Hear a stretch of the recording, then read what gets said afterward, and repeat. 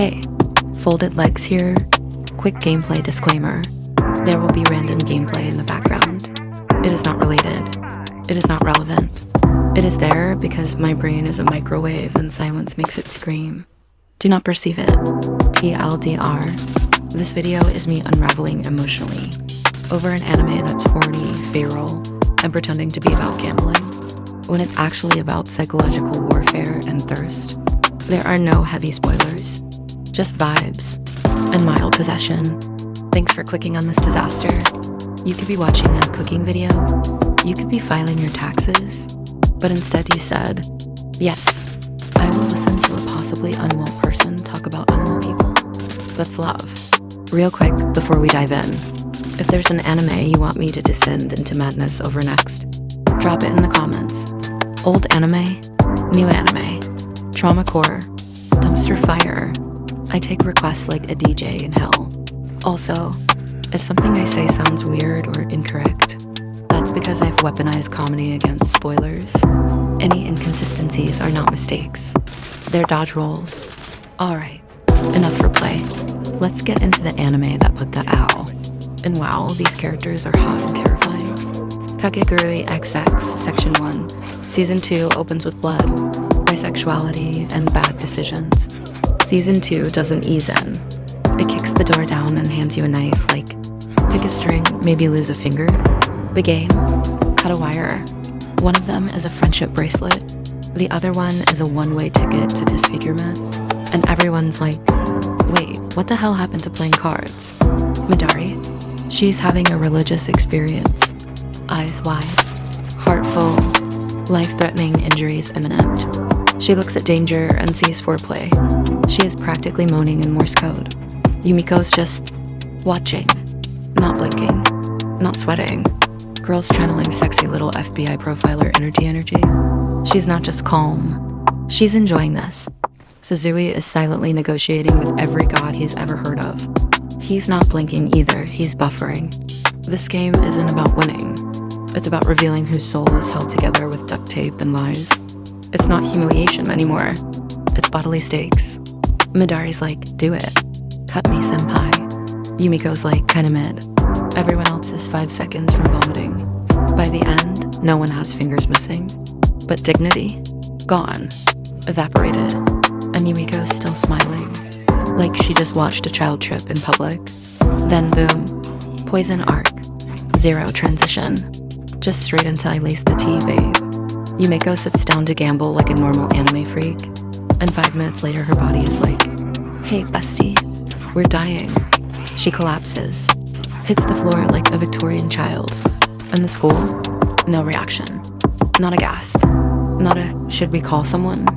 Just yes, Thursday. Like poisoning your classmates is part of the syllabus. She gets hauled off like expired meat. And everyone just keeps playing. The only one stressed is Ryota. And nobody listens to Ryota, including the writers. At this point, the show isn't even pretending. It's hot, unhinged, and legally actionable. Season 1 was shame. Season 2 is survival. And if you're not bleeding or frothing, you're probably not trying hard enough. Section 2, poison, pop stars, and problems you can't exfoliate.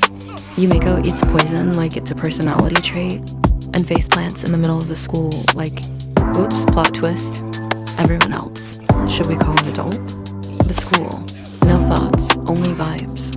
Mary gets shoved into the spotlight like, hi, it's me, local girl boss. Emotionally repressed, definitely not trained for this. Meanwhile, Mio and Miri walk in like twin snakes who sell essential oils and murder. They're smiling. The room is dying. Rada's soul leaves his body before the game even starts. Mary yells at him like a mom at Chuck E. Cheese. He blinks once, decides he's allergic to responsibility. The table feels cursed. The energy feels cursed. Honestly, the oxygen feels cursed. Mary doesn't win, but she doesn't die, which in this school counts as a promotion. Then suddenly it's idle time, and Yumemi shows up like trauma in glitter form. She's smiling like she owns the place. Immediately tries to turn Yumeko into a pop duo. Yumeko signs up like, yes, I do love psychological warfare in a skirt. Kawara enters. No flair, Just quiet menace and cheekbones that can file paperwork. Yumemi sees her and instantly regrets every life choice. She smiles harder. Confidence drops faster. Yumeko, in the corner sipping metaphorical tea like it's an open bar. Yumemi cranks the sparkle to 11. Kawaru doesn't even blink, just absorbs the entire room with pure don't care energy. Yumemi starts giving TED Talks with jazz hands. Everyone else feels spiritually concussed. By the end, Kawaru is still unbothered. Yumeko is floating. Yumemi is applying for emotional bankruptcy. Moral of the story: glitter won't save you. Stardom is not bulletproof. And some girls can obliterate your self-worth just by breathing in your direction. Section 3, Betrayal Math and Obsessive Girlfriends. Greater Good Game, or as I like to call it, Among Us but everyone's horny and rich. Yumeko walks in like, let's gamble with votes, group trauma, and zero emotional safety nets.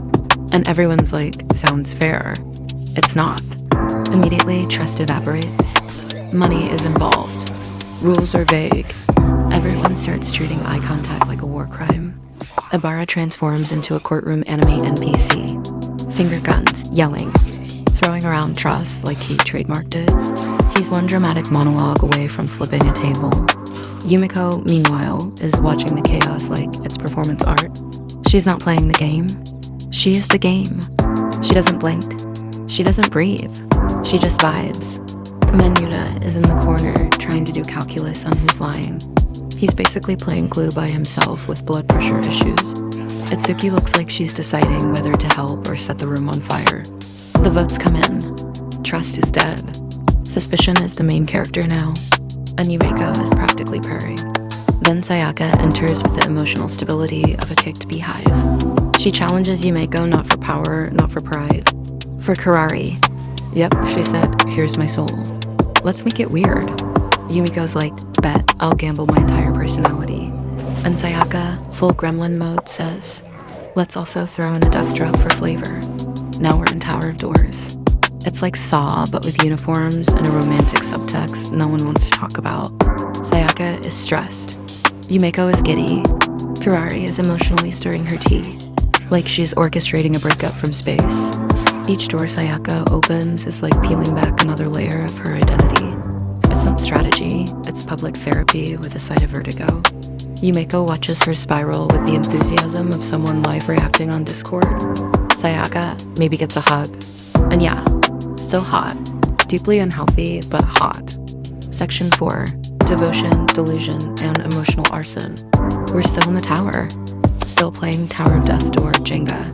But now Sayaka's fully snapped into, I can logic my way into love mode. She's opening doors, like she's solving a Sudoku, puzzle to win a marriage proposal.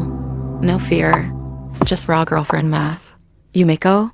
She's wandering around like she's on mushrooms at IKEA. Let's see where this one goes. No plan, no care. Probably no map. Sayaka gets ahead, way ahead, but then she stops, because it hits her. Winning only matters if Karari notices. She could walk through the last door and be first, but if Karari doesn't react, it's just a sad speedrun. So she waits, fully spiraling, on the verge of tears, emotionally holding out a ring pop like, do you still love me if I jump off a building for fun? Meanwhile, Kirari's just sipping existential tea, not blinking, probably aroused. Yumeko finally strolls in like she got distracted by vibes and took the scenic route. No one wins, but everything breaks. And Sayaka basically proposes with trauma. Now we're in a new room with a new girl and a new game.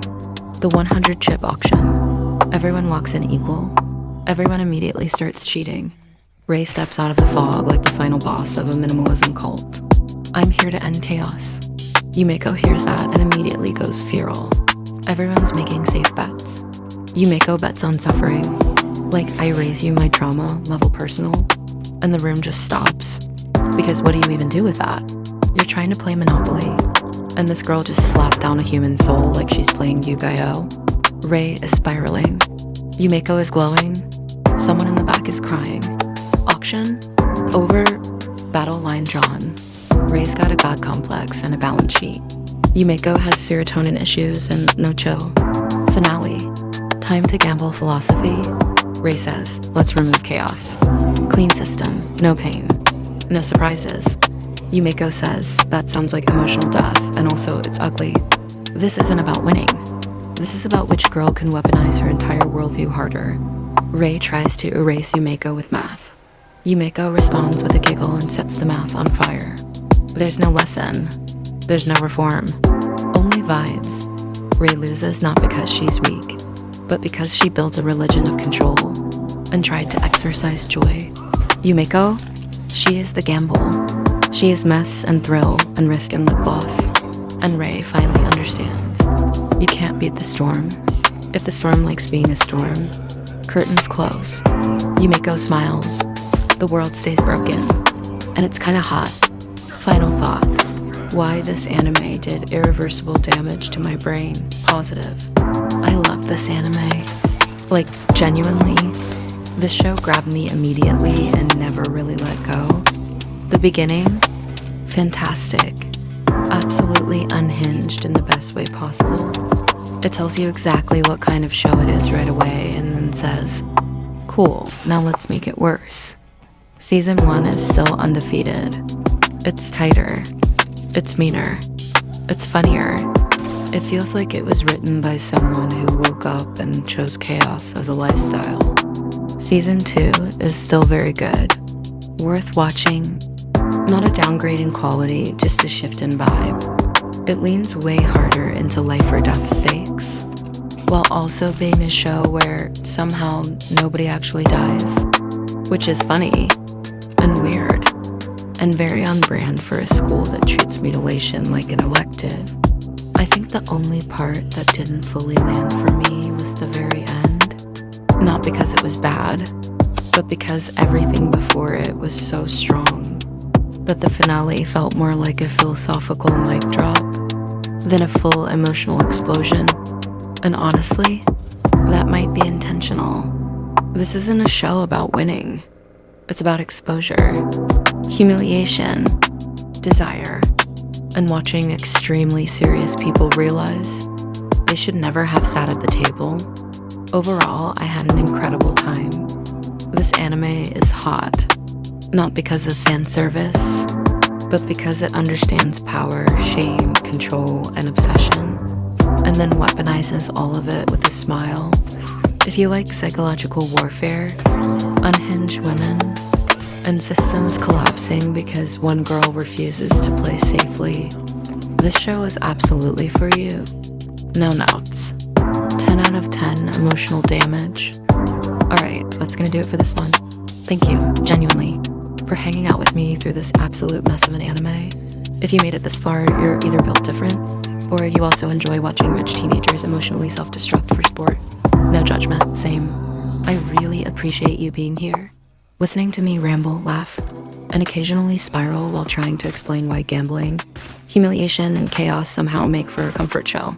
This channel only works because you show up, and I don't take that lightly. If you liked this video, hit the like button. If you didn't, that's fine too. I still respect you. Just a little less at the casino table. Drop a comment and tell me which character made you go. Yeah, that's my problem right there. You know exactly what I mean. But seriously, drop the word ace in the comments. Let me know you're a real one. Next time, we're back to more anime nonsense. More unhinged takes. And probably me questioning my own taste again. Until then, keep grinding, keep rolling, and don't let the house win. Folded legs, signing off.